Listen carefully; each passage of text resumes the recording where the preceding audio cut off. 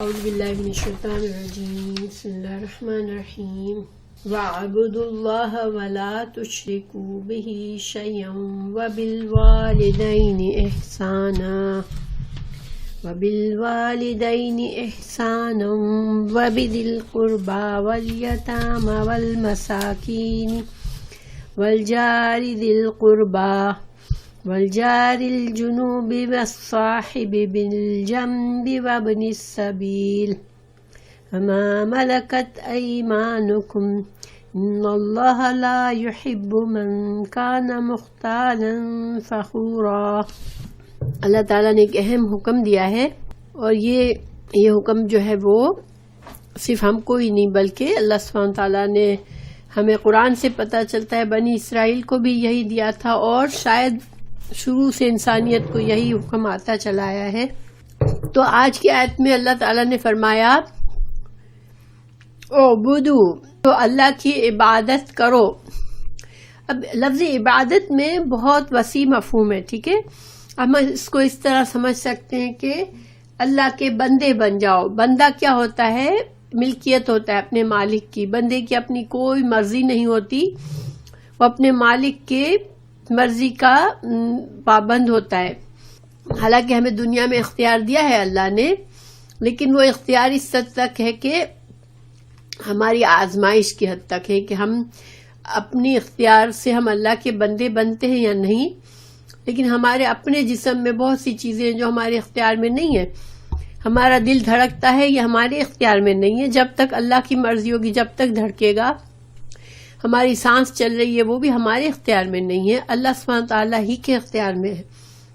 تو ہمارے جو ایکشنز کے لیے ہمیں جو تھوڑی سی اجازت ملی ہے اپنی مرضی چلانے کی، تو وہ ہمارا امتحان ہے۔ اسی لیے اللہ تعالیٰ نے یہاں پر دوبارہ تاکید کی کہ اللہ کے بندے بن جاؤ۔ اعبدو، اللہ کے بندے بن جاؤ، یعنی کہ تم اپنی حیثیت کو پہچانو، تم اللہ کے غلام ہو، اللہ کی مخلوق ہو، تم اللہ کی ملکیت ہو، تو پھر تم اللہ کی مکمل فرما برداری کرو، ٹھیک ہے۔ تو عبادت میں صرف پرستش کا معنی نہیں ہوتا ہے، بلکہ اس میں مکمل فرما برداری ہوتی ہے، اور اس میں ہی ایک انسان کے لیے آنر ہے۔ آپ صلی اللہ علیہ وسلم کو اللہ تعالیٰ نے جب بھی پیار سے مخاطب کیا یا پیار سے آپ صلی اللہ علیہ وسلم کا ذکر فرمایا تو عبدی کہا، عبدنا کہا، ہمارا بندہ۔ تو یہ ایک بڑا اعجاز ہوتا ہے اس میں، یہ کوئی معمولی بات نہیں ہے۔ اللہ کا بندہ سمجھنا خود کو اور اللہ کا بندہ بن جانا، یہ بہت عزت کا مقام ہے۔ آپ صلی اللہ علیہ وسلم کے لیے جتنے بھی لقب تھے ان سب میں جو سب سے زیادہ عزت کا مقام تھا وہ اللہ کا بندہ ہونا تھا۔ اللہ تعالیٰ ہمیں فرما رہے ہیں کہ تم اللہ کے بندے بن جاؤ۔ تو اور دوسری بات یہ فرما رہے ہیں کہ شرک نہ کرو، وَاعْبُدُوا اللَّهَ وَلَا تُشْرِكُوا بِهِ شَيْئًا۔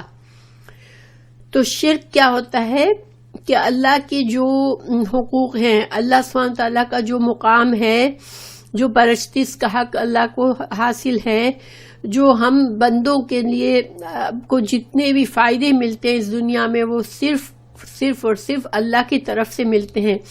اگر ہم کسی نعمت کو کسی اور کی طرف نسبت کرتے ہیں تو وہ شرک ہو جاتا ہے۔ جتنے فائدے ہم کو پہنچتے ہیں صرف اللہ سبحانہ تعالیٰ ہی کے ذریعے اللہ تعالیٰ ہی کرتا ہے۔ ہاں، اللہ تعالیٰ اسباب بناتا ہے ہمارے لیے، تو اسباب کے ذریعے ہمارے کام ہوتے ہیں، مگر اصل کرنے والا اللہ ہوتا ہے۔ تو اعبدوا اللہ ولا تشرکوا بہ شیئا وبالوالدین احسان۔ اب اللہ کے حق بتا دیا گیا بندے کو جو نعمتیں ملتی ہے، اور بندہ جو پرستش عبادت کے کام کرتا ہے اس میں کسی کو بھی اللہ کی ذات کے ساتھ شریک نہ کرے۔ تو یہ اللہ کا حق ہے بندے پر، کیونکہ اللہ خالق ہے۔ تو ہمیں اللہ کا حق بتایا گیا یہاں پر۔ پھر بالوالدین احسانا، اب اللہ سبحانہ تعالیٰ کے بعد اللہ تعالیٰ نے ہمیں بتایا کہ پھر والدین کے حق کو پہچانو، والدین کے ساتھ احسان کا سلوک کرو۔ احسان کیا ہوتا ہے کہ احسان میں صرف کسی کو کسی کا حق ادا کرنا نہیں ہوتا، بلکہ کسی کا جو حق ہوتا ہے اس سے بڑھ کر اس کو دینا ہوتا ہے، ٹھیک ہے. میرے اللہ نے مجھے حکم دیا ہے کہ میں اچھا کروں سب سے، تو اگر میں سب سے اچھا کروں گی، سب سے اچھا معاملہ کروں گی تو اللہ مجھے اجر دے گا. تو صرف اللہ کی رضا کے لیے انسان دوسروں سے اچھا معاملہ کرتا ہے، یہ نہیں سوچتا کہ فلاں نے میرے ساتھ کیا کیا ہے، تو یہ احسان ہے. تو والدین کے ساتھ احسان کرو. اب والدین کے احسان ساتھ جو ہے اللہ سبحانہ تعالیٰ نے بہت زیادہ کئی جگہوں پر اللہ تعالیٰ نے والدین سے ساتھ حسن سلوک کا عام حکم دیا ہے. اچھا، پھر والدین کے بعد اللہ تعالیٰ نے فرمایا کہ وَبِذِی الْقُرْبَى. اب یہاں پر احسان کا لفظ نہیں آیا ہے، لیکن عربی میں جب واو استعمال ہوتا ہے نا تو واو سے پہلے والے حکم میں جو حکم ہوتا ہے وہی حکم اس پہ واو کے بعد والے جملے پر آ جاتا ہے. تو یہاں پر چونکہ والدین کے ساتھ احسان کرو تو وہی بات یہاں پر ہے کہ وَأَحْسِنُوا بِذِی الْقُرْبَى، ٹھیک ہے. تو ذی القربہ کیا ہوتے ہیں؟ ذی القربہ قرابت دار. قرابت دار کون ہوتے ہیں؟ ہمارے رشتہ دار. تو رشتہ داروں کے ساتھ بھی احسان کرو. قرآن اور حدیث میں اس کے کئی فضائل آئے ہیں. ان کے ساتھ ان کے اوپر مال خرچ کرنا، ان کی ضروریات کا خیال رکھنا، ان کے ساتھ اچھا سلوک کرنا.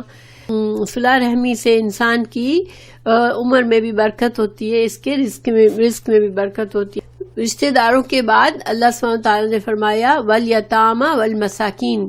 یتیم کا ہم نے پہلے بھی بہت کچھ پڑھا ہے. یتیم کے حقوق اللہ سبحانہ تعالیٰ نے اس آیت کے شروع میں بھی کئی بتائے ہیں. پھر یتیم کے بعد مسکین. مسکین وہ ہوتا ہے جو کہ اس کے پاس انف نہیں ہوتا کہ اس کی ضروریات، بیسک ضروریات بھی صحیح طرح سے پوری ہوں، تو ان کے حقوق کا بھی خیال رکھو. ان کے ساتھ جو بھی بھلائی اور خیر کر سکتے ہو کرو.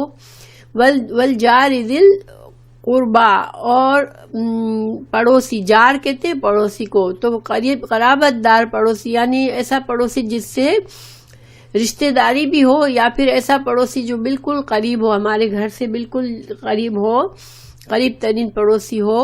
یا پھر وجار الجنوب، یا پھر اجنبی ہمسائے جو رشتہ دار نہیں ہے مگر پھر بھی وہ پڑوس میں ہیں، یا پھر تھوڑے سے کچھ گھر چھوڑ کے رہتے ہیں، تھوڑا ڈسٹینس ہے. ان سب پڑوسیوں سے اچھا سلوک کرو. اور پڑوسیوں کے بارے میں رسول اللہ صلی اللہ علیہ وسلم نے فرمایا، حضرت جبرائیل مجھے ہمیشہ پڑوسی کے بارے میں وصیت کرتے رہے، حتیٰ کہ مجھے گمان ہونے لگا کہ وہ پڑوسی کو بھی وارث کی قرار دے دیں گے. یعنی کہ اتنا زیادہ پڑوسی کے حقوق کا خیال کے لیے مجھے بتاتے رہے کہ مجھے یہ تھا کہ شاید اللہ سبحانہ تعالیٰ اب یہ حکم نازل کرنے والے ہیں کہ تمہارا پڑوسی تمہارے وراثت میں بھی شامل ہوتا ہے. یہ حدیث بخاری اور مسلم کی ہے. پھر ابن السبیل نہیں، پھر صاحبی والصاحبی بالجنب. صاحبی جنب کون ہوتا ہے؟ سفر میں تمہارے برابر میں جو بیٹھا ہے، یا تھوڑی دیر کا ساتھی ہوتا ہے، سفر میں کسی کام کی جگہ میں برابر بیٹھا ہوتا ہے، یا کام یا کسی پیشے میں انسان کا شریک ہو. ان سب کو اصحاب الجنب کہا گیا ہے. تو یعنی کہ سبحان اللہ، یہ ایک ورڈ کہ ہمیں جنرلی جن لوگوں سے بھی ہماری ڈیلنگ ہوتی ہے دنیا میں، چاہے تھوڑی دیر کے لیے بھی ہو، ان کے ساتھ ہمیں احسان کرنا ہے. پھر ابن السبیل مسافر جو ہے ان کے ساتھ اچھا سلوک کرنا ہے. مسافر حالانکہ امیر بھی ہو، لیکن اگر راستے میں سفر میں ہوتا ہے تو وہ ایسے حال میں ہوتا ہے کہ وہ اس کے پاس تنگی ہو سکتی ہے. ایسے میں اگر مہمان کی طور پر تمہارے پاس آ جائے تو بھی اس کو مہمان بنانا، اس کی مہمانداری کرنا بھی ضروری ہے. پھر غلام اور لونڈی. ان کے غلام اور لونڈی کے بارے میں رسول اللہ صلی اللہ علیہ وسلم نے بہت زیادہ احکامات دیے اپنی امت کو. اور جب آپ صلی اللہ علیہ وسلم اس دنیا سے رخصت ہو رہے تھے تب بھی آپ کی زبان پر یہ بات تھی، نماز اور غلاموں سے اچھا سلوک.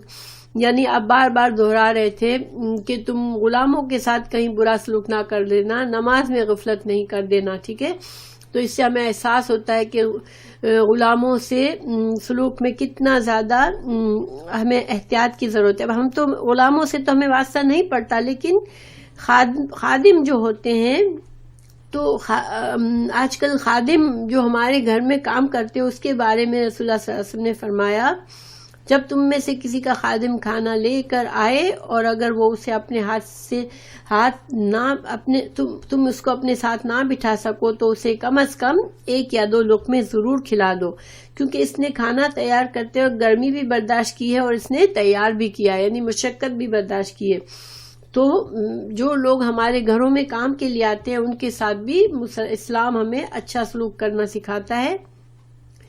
پھر رسول اللہ صلی اللہ علیہ وسلم نے فرمایا، جو تم کھاؤ وہ صدقہ ہے تمہارے لیے، یعنی انسان اگر اللہ کا فرما بردار بن کے رہتا ہے اور اپنی صحت کا خیال رکھنے کے لیے ٹھیک سے کھانا کھاتا ہے، اچھا کھانا کھاتا ہے، تو وہ بھی ایک صدقہ ہے کہ اگر انسان یہ سوچے کہ میں اگر میری صحت اچھی ہوگی، اس کھانے سے میں مضبوط بنوں گا تو انشاءاللہ میں اور خیر اور بھلائی کے کام کر سکوں گا، تو یہ بھی صدقہ ہو جاتا ہے۔ انسان اگر اپنے بچوں کو کھلاتا ہے، بچوں پر خرچ کرتا ہے، تو وہ بھی اللہ تعالیٰ اس کو صدقے کا ثواب دیتا ہے۔ یعنی ایک مرد جب اپنے گھر میں خرچ کرتا ہے، اپنی بیوی اور بچوں کو کھانا کھلاتا ہے، تو اس کو اس کے ہر کھلانے پر اجر و ثواب ملتا ہے، ایسے ہی جیسے اس نے صدقہ کیا ہو، ٹھیک ہے۔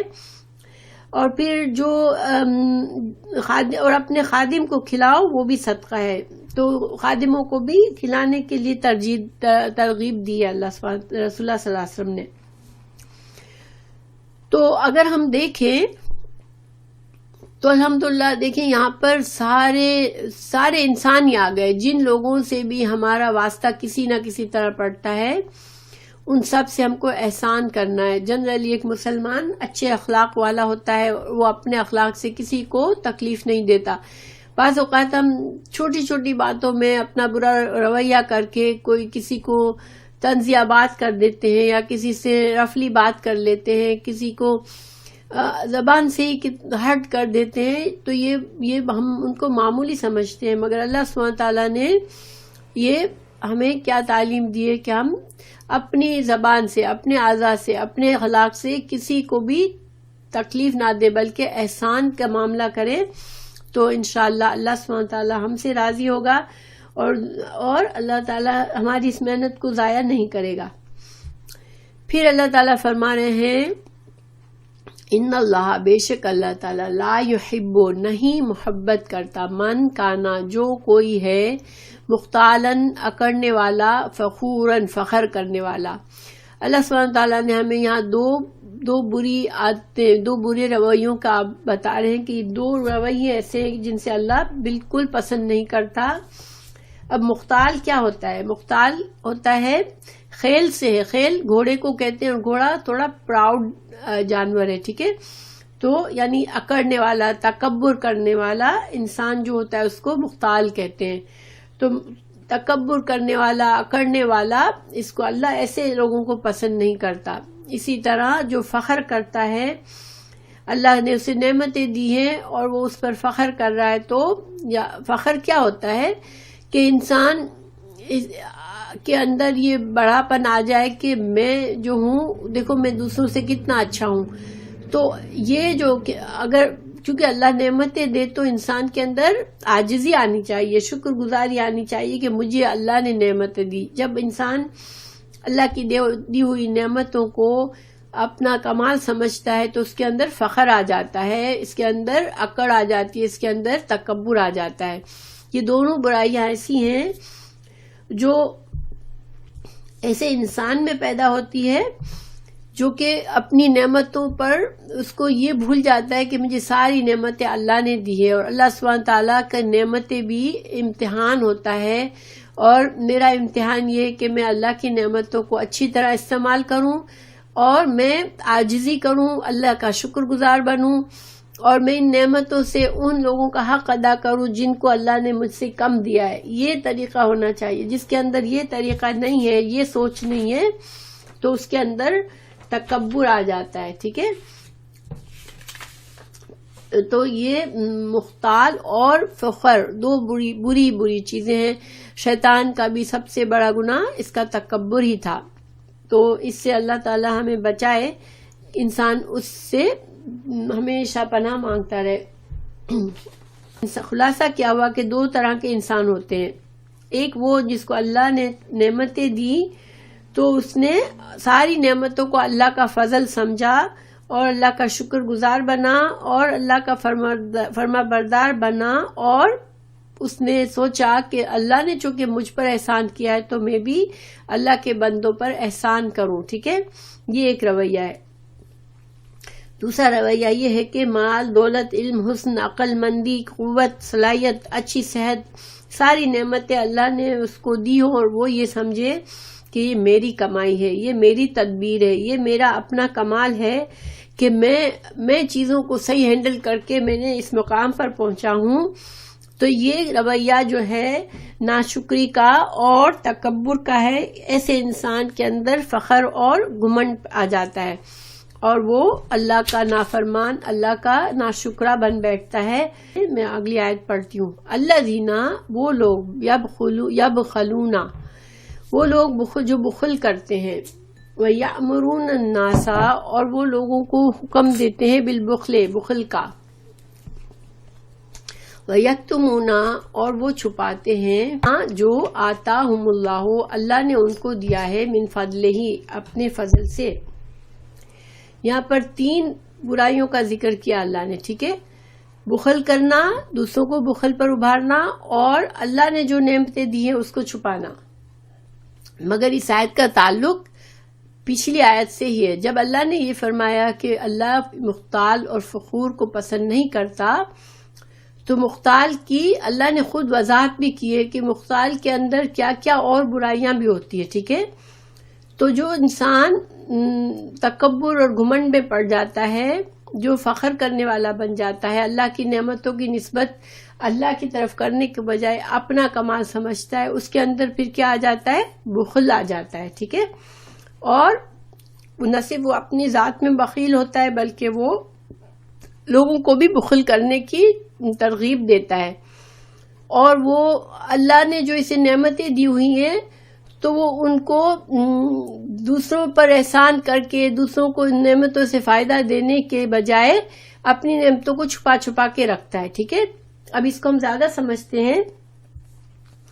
دیکھیں، مثال کے طور پر 3 وجوہات ہیں جس کی وجہ سے انسان جو ہے وہ دوسروں سے برا سلوک کرتا ہے. نمبر 1، تکبر کی وجہ سے، کہ تکبر جب اس کے اندر آ جاتا ہے، جب اس کو اللہ نے بڑی نعمتیں دے دی ہیں، وہ اپنے آپ کو بہتر بڑا سمجھتا ہے، تو نتیجے کے طور پر وہ دوسرے انسانوں کو اپنے سے کمتر سمجھتا ہے. اس وجہ سے وہ ان سے اچھا سلوک نہیں کرتا. نمبر 2، بخل کی وجہ سے. بخل جو ہے یہ کیا ہے؟ بخل وہ ہے، بخل کی تعریف کیا ہے کہ انسان جو ہے وہ دوسروں کے حق ادا کرنے میں کمی کرے، وہ بخل ہوتا ہے. بخل کیا ہے کہ انسان کو جہاں اللہ نے حکم دیا ہے، تو اب بخل انسان اپنے گھر والوں کے ساتھ بھی کر سکتا ہے. ٹھیک ہے، کیونکہ اللہ کا حکم ہے اپنے بیوی بچوں کو اچھی طرح سے رکھو، ان کی ضروریات کا خیال رکھو. اب اس میں انسان تنگی کرے تو یہ بھی بخل ہے. اسی طرح رشتہ داروں، دوست، احباب، والدین اور معاشرے کے دوسرے ضرورت مندوں کی بھی حقوق کو نہ ادا کرے تو یہ بھی بخل ہے. تو بخل جو ہے اصل میں دوسروں کے حق کو ادا کرنے میں تنگی محسوس کرنا، کیونکہ جب اللہ ہمیں نعمتیں دیتا ہے تو اس نعمت میں دوسروں کا حق ہوتا ہے. کیونکہ اللہ سبحانہ تعالیٰ نے سب کو برابر نعمتیں نہیں دی ہے، جن کو زیادہ دی ہے ان پر ذمہ داری ڈالی ہے کہ جن کو کم دی ہے، کیونکہ یہ ہمارا امتحان ہے. تو کسی کو اللہ نے نعمتیں دے کر آزمایا ہے اور کسی کو اللہ تعالیٰ نے کم دے کر آزمایا ہے. مگر امتحان کیا ہے کہ جن کو زیادہ دیا ہے وہ اس میں دوسروں کے حق کو پہچانے اور اس کو دے. ورنہ جو انسان یہ سوچتا ہے نہیں مجھے تو اللہ نے دیا ہے، جو بھی دیا ہے تو اللہ کا شکر ہے، وہ اس کے اندر عاجزی ہوتی ہے، شکر گزاری ہوتی ہے، اور وہ بندوں کے حق کو کمی نہیں کرتا. تو اب بخیل جب انسان ہوتا ہے تو وہ پھر چونکہ وہ اس کو پتا ہوتا ہے کہ میں اچھا انسان نہیں ہوں، میں بخل کرتا ہوں، تو وہ دوسروں کو بھی بخل کی ترغیب دیتا ہے. کیوں ایسا کرتا ہے؟ تاکہ وہ خود برا اکیلا، ورنہ تو سب اس کو برا کہیں گے نا، کہ سارے لوگ سمجھ لیں گے کہ یہ بخیل ہے، مگر وہ اپنے بخل کو چھپانے کے لیے دوسروں کو بھی اپنے ساتھ شامل کرتا ہے. پھر ایک اور خرابی یہ ہوتی ہے کہ وہ اللہ کے فضل کو چھپاتا ہے. مثال کے طور پر اگر کوئی ضرورت مند آتا ہے تو اس کو وہ کہہ دیتا ہے بھائی میرے تو خود پریشانی میں ہوں، مجھے تو ابھی یہ مسئلہ ہے، مجھے وہ مسئلہ ہے، بزنس صحیح نہیں چل رہا ہے، یہ کر کے ٹال دیتا ہے جبکہ اس کے پاس ہوتا ہے سب کچھ. ٹھیک ہے، تو یہ اللہ کے فضل کو چھپاتا ہے جب اس کو چھپانا ہوتا ہے. تو حدیث میں ہے کہ بخیل کے بارے میں رسول اللہ صلی اللہ علیہ وسلم نے فرمایا بخل سے بڑھ کر بڑی بیماری کون سی ہو سکتی ہے. اچھا، دوسری حدیث میں ہے کہ سنن ابو داؤد کی، حرص اور بخل سے بچو کیونکہ اس نے تم سے پہلے لوگوں کو ہلاک کر دیا تھا. حرص اور بخل نے ان کو قطع رحمی پر آمادہ کیا تو انہوں نے قطع رحمی کی، اور اس نے حرص اور بخل نے ان کو گناہوں پر ابھارا تو انہوں نے گناہوں کا ارتکاب کیا. انسان قطع رحمی کیوں کرتا ہے؟ بخیل ہونے کی وجہ سے کہ وہ رشتہ داروں سے ایکسپیکٹ کر رہے ہوتے ہیں کہ اس کو اللہ نے دیا ہے تو یہ ہماری مدد کرے گا، تو مگر وہ مدد کرنے کے بجائے بخیل بن کے ان کو دیتا نہیں ہے کچھ. ہم نے تیار کیا ہے للکافرین، کافروں کے لیے، عذاب مہینہ، عذاب رسوا کرنے والا. تو یہاں پر کافر کی بات کیوں آ گئی بیچ میں؟ یہاں پر کافر وہ کافر نہیں ہے جو اللہ کا انکار کرتا ہے. یہاں پر کافر ناشکری کے معنی میں. ٹھیک ہے، کفر کا مطلب ناشکری بھی ہوتا ہے، یعنی اللہ کے ناشکر گزار بندوں کو بھی اللہ نے اس لفظ سے ذکر کیا ہے. تو اللہ تعالیٰ نے یہاں پر فرمایا کہ ایسے ناشکروں کے لیے اللہ نے رسوا کن عذاب تیار کیا ہے، جس کے اندر تکبر ہے، جس کے اندر فخر ہے، جس کے اندر بخل ہے. ان سب کے لیے اللہ نے عذاب مہین تیار کیا ہے، بہت ہی رسوا کرنے والا عذاب کیا ہے. کیونکہ یہ بڑا اپنے آپ کو عزت دار سمجھتا ہے نا، تکبر کرتا ہے، بڑا سمجھتا ہے اپنے آپ کو. تو اللہ تعالیٰ تکبر کی جو سزا ہوتی ہے وہ رسوا کن عذاب ہوتا ہے. اللہ سب کے سامنے اسے ذلیل کر دے گا. اللہ سبحانہ تعالیٰ ہمیں محفوظ رکھے. والذین، اور وہ لوگ، ينفقون، جو خرچ کرتے ہیں، اموالہم، اپنے مال، ریاء الناس، لوگوں کو دکھانے کے لیے، ولا یؤمنون، اور وہ نہیں ایمان رکھتے، باللہ، اللہ پر، ولا بالیوم الآخر، نہ ہی وہ آخرت پر ایمان رکھتے ہیں. اب ایک اور خرابی جو بھی اس میں آ جاتی ہے، جو ایسے لوگوں میں جس کے اندر تکبر، ریاکاری، فخر ہے، وہ پھر کیا کرتے ہیں کہ اپنا مال تو خرچ کرتے ہیں، لیکن وہ مال جو ہے کس وقت خرچ کرتے ہیں؟ صرف لوگوں کو دکھانے کے لیے. جہاں ان کو لوگوں کی تعریف کی امید ہوتی ہے وہاں تو بڑی فراخ دلی سے خرچ کریں گے، لیکن جن لوگوں پر، جیسے مثال کے طور پر گھر والوں پر خرچ کرنا ہے جس کا دوسروں کو پتہ نہیں چلے گا، تو ان کے ساتھ بخل کرتا ہے. لیکن جہاں اس کو تعریف ہونے والی ہے، غریب رشتہ داروں پر خرچ نہیں کرتا کیونکہ اب یہ اس سے دوسروں کو کیا پتہ چلے گا. ٹھیک ہے، مگر ایسے رشتہ داروں میں بڑا لین دین کرتا ہے جو اس کی تعریف کریں گے اور جو اس کو بڑا سمجھیں گے. تو لوگوں کو دکھانے کے لیے، لوگوں کو خوش کرنے کے لیے تو فیاضی کرے، لیکن اصل مقصد اس کا یہ نہ ہو کہ اللہ نے مجھے نعمتیں دی ہیں تو جن لوگوں کے پاس جن کے اوپر اللہ نے مجھے فرض کیا ہے کہ میں ان کے اوپر خرچ کروں، ان پر نہ خرچ کرے وہ، اور صرف اس وجہ سے خرچ کرے کہ میری تعریف ہوگی، لوگ مجھے اچھا سمجھیں گے، وہاں بڑے بڑے نیکی کے کام کرے. تو یہ بہت ہی بری بیماری، اور یہ بیماری اس کی وجہ اللہ نے کیا بتائی کہ ایسے لوگوں کو اصل میں بھروسہ نہیں ہوتا، آخرت کا بھروسہ نہیں ہوتا، اللہ کے اجر و ثواب کا انہیں بھروسہ نہیں ہوتا. ان کو یہ نہیں ہوتا کہ آخرت آئے گی اور مجھے میرے نیک کاموں کا اچھا بدلہ ملے گا. اس وجہ سے وہ اس کا ایمان باللہ اور ایمان بالآخرت کمزور ہوتا ہے. اس کو آخرت کے بارے میں پکا یقین نہیں ہوتا کہ اللہ میری ایک ایک پل کی چیز کو دیکھ رہا ہے، اور اللہ تعالیٰ مجھے میں جو بھی خرچ کروں گا، جو بھی کروں گا، اللہ مجھے اس کا اجر دے گا. تو اس وجہ سے وہ ریاکاری کرتا ہے، بندوں کو دکھاتا ہے. ریاکاری کے بارے میں حدیث میں ہے کہ سب سے پہلے جن 3 شخصوں کو جہنم کی آگ میں ایندھن بنایا جائے گا وہ عالم، غازی اور سخی ہوں گے، جنہوں نے محض ریاکاری کے لیے اپنے اعمال سر انجام دیے ہوں گے. چنانچہ ارشاد ہے کہ جو شخص جس کو اللہ تعالیٰ نے مال و متاع سے نوازا تھا وہ کہے گا میں نے ہر اس جگہ اپنا مال خرچ کیا جہاں خرچ کرنا تجھے پسند تھا. یعنی اللہ تعالیٰ اس سے پوچھے گا تو نے مال کا کیا کیا؟ اس نے کہا اللہ میں نے تو تیری رضا کے لیے خرچ کیا.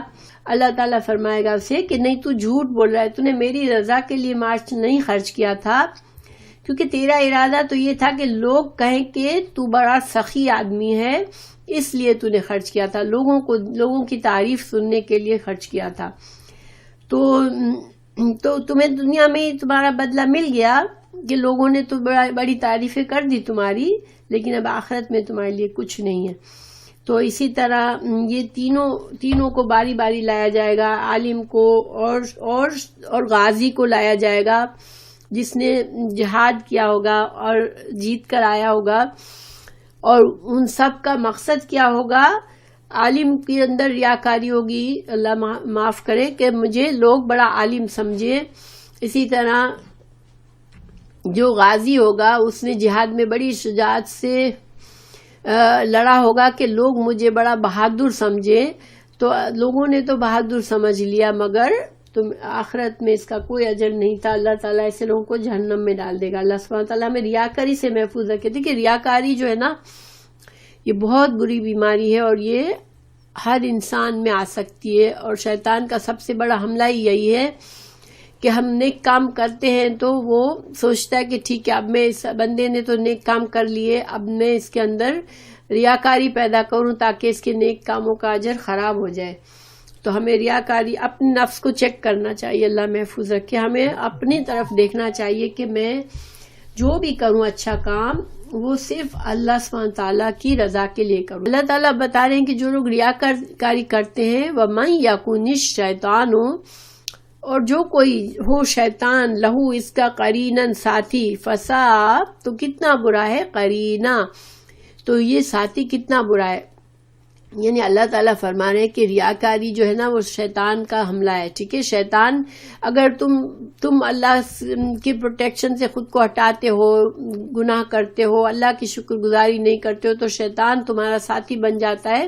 پھر وہ تم سے مال بھی خرچ کرواتا ہے تو ریاکاری کے لیے، کچھ اچھے کام بھی کرواتا ہے تو ریاکاری کے لیے. تو تم مال اور جان سے محنت بھی کرتے ہو لیکن اس کا اجر ثواب ملنے کے بجائے تمہیں سزا ملے گی آخر میں. اللہ سبحانہ تعالیٰ محفوظ رکھے، کیونکہ شیطان بہت برا ساتھی ہے. اللہ تعالیٰ ہمیں شیطان کے شر سے اور اس کی چالوں سے محفوظ رکھے، آمین. وَمَاذَا، اور کیا ہے، علیہم ان پر، لو آمنوا اگر وہ ایمان لاتے، باللہ اللہ پر، وبالیوم الآخر اور آخرت پر، وانفقوا اور وہ خرچ کرتے، مما اس میں سے جو رزقہم اللہ نے ان کو رزق دیا ہے، وکان اللہ اور ہے اللہ تعالیٰ بہم ساتھ ان کے علیما. یہاں پر اللہ تعالیٰ ایک ڈانٹ رہے ہیں اللہ تعالیٰ ایسے لوگوں کو. یہ انداز ہے ڈانٹنے کا کہ تم کو کیا ہے، تمہارا کیا نقصان ہے، تم اگر اللہ کے مرضی کے مطابق چلو، اللہ کی رضا کے کام کرو، تم خالص نیت سے لوگوں سے احسان کرو، تو تمہارا تو کوئی نقصان ہے ہی نہیں، فائدہ ہی فائدہ ہے. اللہ تمہارے ہر عمل کو دیکھ رہا ہے، تو تم ایسے کیوں گناہوں میں پڑ جاتے ہو؟ تمہارا کیا پرابلم ہے؟ اور تم کیوں خرچ اس طرح نہیں کرتے ہو جس سے تم اللہ کی رضا حاصل کرو؟ اللہ ہی نے تو تمہیں سب کچھ دیا ہے نا. مما رزقناہم اللہ ہی نے سب کچھ دیا ہے. تو ہمیں ہر لمحہ یہ یاد رکھنا چاہیے کہ مجھے جو کچھ ملا ہے، نہ صرف مال بلکہ میری صلاحیتیں، میرا علم، میری عقل، میری خوبصورتی، میری صحت مجھے اللہ نے دی ہے.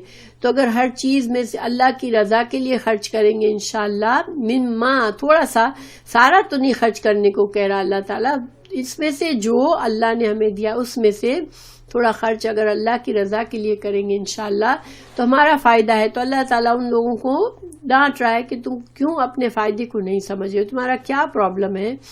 اللہ تعالیٰ تو سب کچھ دیکھ رہا ہے، اللہ تمہارے ہر عمل کو دیکھ رہا ہے. پھر اللہ تعالیٰ نے اب سمجھانے کے بعد اللہ تعالیٰ بتا رہے ہیں کہ جو انسان کچھ ذرا سا بھی نیکی کرتا ہے تو اس کی نیکی کبھی بھی ضائع نہیں ہوتی. اللہ تعالیٰ تو ایک ذرے کا بھی اس کو اجر دے گا. تو اس آیت میں سمجھایا گیا ان اللہ بے شک اللہ تعالیٰ لا یظلم نہیں ظلم کرتا مثقال ذرۃ مثقال مقدار ذرۃ ایک ذرے کے برابر بھی وَإِن تَكُو اگر تم ہوگی حسنتن کوئی نیکی حسنتن کوئی چھوٹی سی بھی نیکی ٹھیک ہے یہ نکرہ ہے نکرہ کا مطلب ایک معمولی سی بھی نیکی تم اگر کرو گے یضاعفھا تو اللہ اس کو دگنا کر دے گا اللہ اس کو بڑھا دے گا تمہارے لیے وَيُؤْتِي اور دیتا ہے من لدنہ وہ اپنی طرف سے دیتا ہے تم کو اجر عظیمہ بہت بڑا اجر دیتا ہے تمہاری ہر نیکی کو دیکھ رہا ہے اور اللہ تعالیٰ ہر تمہاری ایک ذرہ برابر نیکی کو بھی بڑا چڑھا کر تم کو دیکھا. سورہ لقمان میں آیت 16 میں حضرت لقمان نے اپنے بیٹے کو یہ نصیحت فرمائی ہے میرے بیٹے بلا شبہ اگر کوئی عمل رائی کے دانے کے برابر بھی ہو اور ہو بھی کسی پتھر کے اندر یا آسمانوں میں مخفی چھپا ہوا ہو یا زمین میں اللہ اس کو قیامت کے دن لے آئے گا. گویا اللہ سبحانہ تعالیٰ ہر عمل کو ہمارے سامنے پیش کرے گا. سورہ زلزال میں فرمایا اس دن لوگ گروہ گروہ ہو کر آئیں گے تاکہ ان کو ان کے اعمال دکھا دیے جائیں تو جس نے ذرہ بھر بھی نیکی کی ہوگی اس کو دیکھ لے گا اور جس نے ذرہ بھر بھی برائی کی ہوگی وہ اس کو دیکھ لے گا.